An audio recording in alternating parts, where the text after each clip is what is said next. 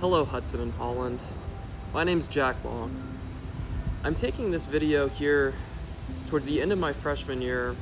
I only have a few days left of finals, and then I'll be a sophomore. I'm taking this video to reflect on my freshman year and to reflect on the values of SUCEED. So far, some of the highlights that I've encountered has been playing rugby at the highest level as a D1 athlete, studying business management at the Kelley School of Business, and making lots and lots of friends and connections through Hudson, Holland, and all my other classes. But today, I'm going to talk about SUCEED. Now, the first value of SUCEED is scholarship. Scholarship, in my mind, means two things. The first portion is, are you getting good grades? You know, as a student here, you have to get good grades to pass and get your degree. So it's really important that you apply yourself when you study. My grandpa gave me the biggest piece of advice for making good grades, and he told me, if you make an A every single day, you'll have an A at the end. So that means when you apply consistency, work ethic, and show up to class every single day ready to learn, you'll never have a problem when you're trying to fight for your final grade at the end. The second part of scholarship, in my mind, means dedicating yourself to learning. Always be willing and open to learn. Try to get into things that enrich your life and make learning a joy.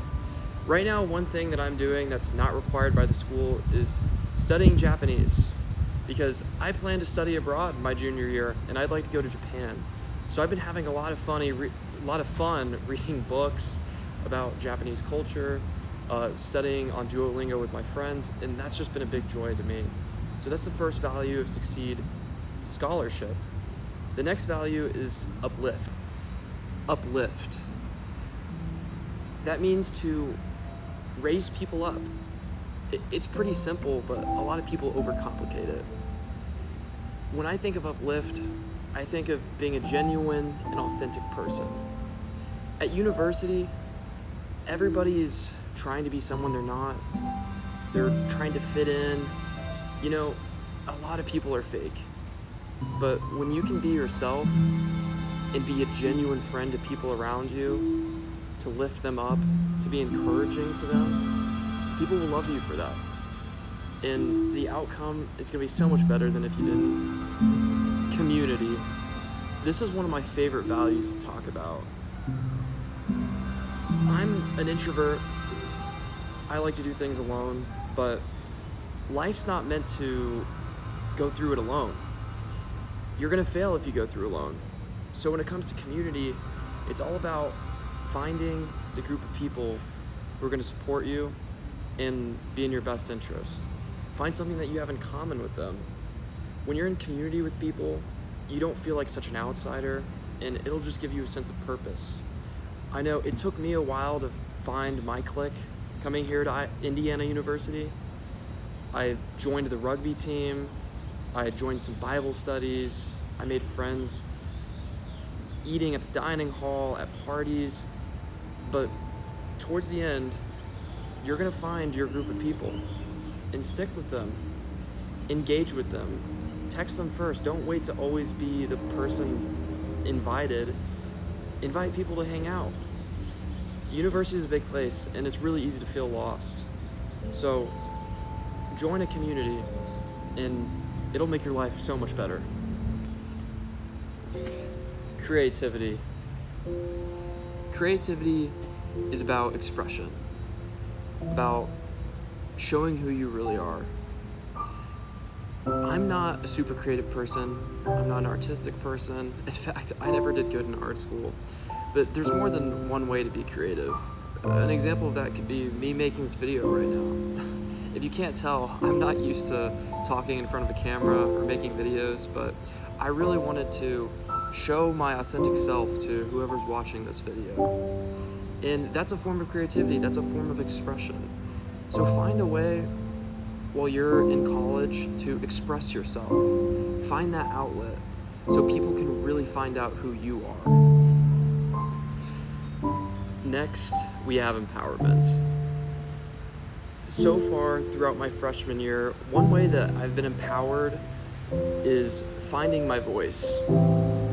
I was kind of a quiet guy coming in, and I wasn't used to talking to people, but I made it my mission to stand up for myself, build confidence, give myself the authority to speak, and it's not easy. It's still not easy, but it's getting a little bit easier every time I do it. I decided I was going to raise my hand more in class, speak up, ask questions. On my team, I figured I was going to try to take on more of a leadership role, be a good role model, lead by example. Empowerment is all about giving people the ability to do things. So I challenge you to find ways to empower yourself and empower others. Next, we have equity. When you think of equity, a lot of times you think of all of the injustice, racially, socially, whatever, in the world.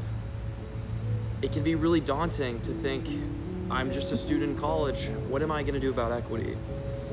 But I think the real way to solve all these problems is to treat everyone equally.